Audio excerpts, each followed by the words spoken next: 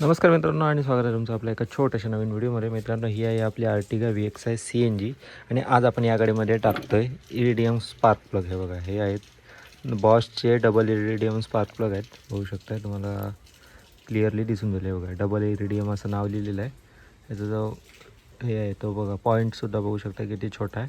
तर हे spark plug आपण ह्याच्यामध्ये टाकणार आहोत. ह्याच्याने काय होणार आहे की फ्यूल इफिशियन्सी आणि थोडासा परफॉर्मन्समध्ये फरक येणार आहे आपल्या गाडीच्या.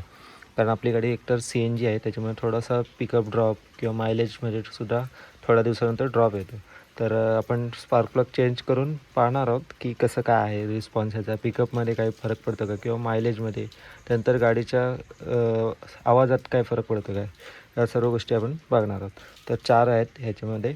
तर हे 4 मी इरिडियम स्पार्क प्लग आणलेले आहेत, ते मी आता खोलतो आणि मग हे आपण चेंज करू. मी तुम्हाला त्याच्या आधी ह्याच्यामध्ये टाकलेले आहेत मारुती सुझुकीचे जेन्युइनवाले, म्हणजे NGKचे येतात त्याच्यामध्ये. तर ते काढून आपण हे बॉसचे डबल इरिडियम स्पार्क प्लग टाकणार आहोत. तर चला ह्याची प्रोसेस सुरू करूया. तर स्पार्क प्लग खोलण्यासाठी आपल्याला या पहिले इग्निशन कॉईल ज्या आहेत त्या काढून घ्याव्या लागतील. बघा, 4 इग्निशन कॉईल आहेत. हे 10चा बोल्ट लागतो याला.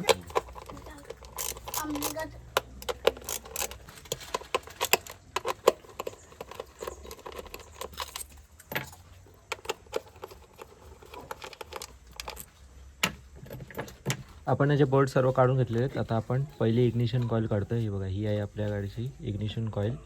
असे या 4 आहेत. 4ही मी पहिले काढून घेतो. हे बघा, आणि त्यानंतर हे बघा, या 4 इग्निशन आपण कॉईल आपण बाहेर काढला किंवा त्याच्यानंतर बघू शकता याच्या आतमध्ये आहेत आपल्या गाडीचा स्पार्क प्लग. हे बघा, याच्यासुद्धा आतमध्ये इकडे असे याचे 4 स्पार्क प्लग आहेत. स्पार्क प्लग खोलण्यासाठी आपल्याला लागणार आहे हे बघा 16 mm deep box spanner.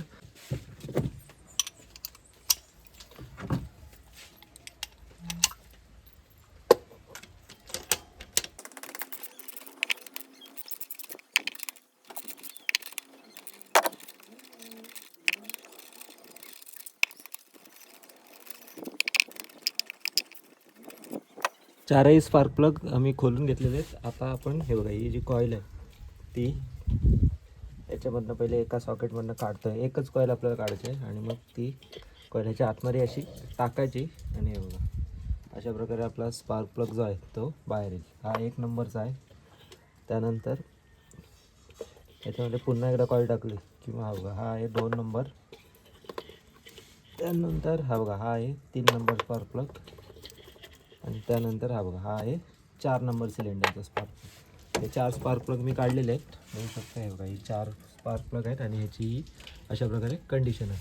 Spark plug सध्या तरी थोडेफार काळे झालेले आहेत, तर ते अजून एक 10,000 किलोमीटरपर्यंत आरामात चालून जातील. ह्यांना क्लीन करून चालून जातील, पण आपल्याला क्लीन न करता नवीनच टाकायचे. हे बघा, हे आहेत आपले नवीन स्पार्क प्लग. ह्याच्यामध्ये आणि ह्याच्यामध्ये फरक काय माहिती आहे का? फक्त हे बघा, हे जे टोक आहे ना, ते ह्याचा पॉईंट बघा आणि त्याचा पॉईंट बघा. होऊ शकतं या दोघांमध्ये फक्त इतकंच अंतर आहे.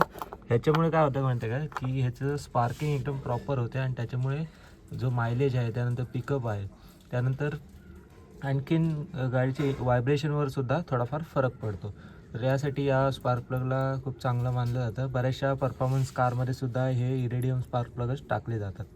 तर आपण आता हे स्पार्क प्लग टाकणार आहोत ह्याच्यामध्ये. मित्रांनो, मी जुने स्पार्क प्लग काढले. त्याच्यामध्ये एक गोष्ट नोटीस केली की जो 3 नंबरचा जो सिलेंडर आहे तो एकदम प्रॉपर वर्किंग करतो, 3 आणि 4 नंबर.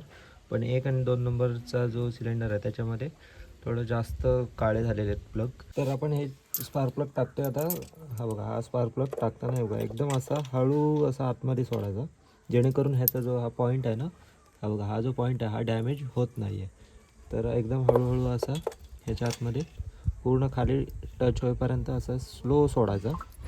त्यानंतर हा बघा, हा एक झाले आपले 4ही प्लग टाकून झालेत. आता आपल्याला काय करायचं आहे की हा जो डीप बॉक्स स्पॅनर आहे तो फक्त ह्याच्या आतमध्ये टाकून हलका हलका फक्त हातानेच टाईट करून घ्यायचं आहे. बघा, मी हातानेच फिरवतो आहे.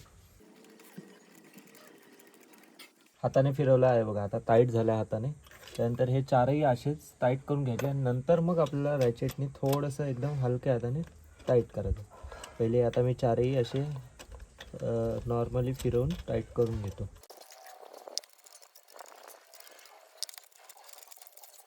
आपल्या गाडीचे जे स्पार्क प्लग आहेत ते टाईट करून झालेले आहेत. आता एकदा रॅचेटने नॉर्मल असं थोडंफार टाईट करतो.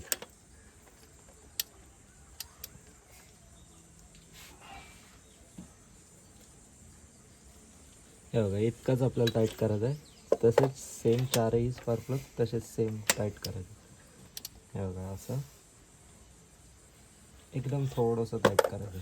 जास्त टाईट केल्याने हे स्पार्क प्लग जे आहेत ते तुटण्याचे जे चान्सेस आहेत ते खूप जास्त असतात. त्याच्यामुळे चारही स्पार्क प्लग टाईट झालेले आहेत. आता वेळ आला आहे ह्या कॉईल पुन्हा एकदा ह्याच्यामध्ये लावून टाकायची. बघू शकताय ही 4 नंबर कॉईल ती सुद्धा लावली. ही 3 नंबर कॉईल आहे ही सुद्धा ह्याच्यामध्ये लावली. त्यानंतर ही 2 नंबर सिलेंडरची कॉईल आहे आणि ही 1 नंबर सिलेंडरची जी मी काढली होती बाहेर ती सुद्धा सॉकेटमध्ये लावून ह्याच्यामध्ये लावून टाकलेली. तर अशा प्रकारे चारही कॉईल लावल्यात. तर अशा प्रकारे चारही कॉईल आपले फिट झालेले आहेत आणि स्पार्क प्लग सुद्धा फिट झालेले आहेत. हे आहेत जुने आणि सगळं ओके झाले. आता गाडी स्टार्ट करतो.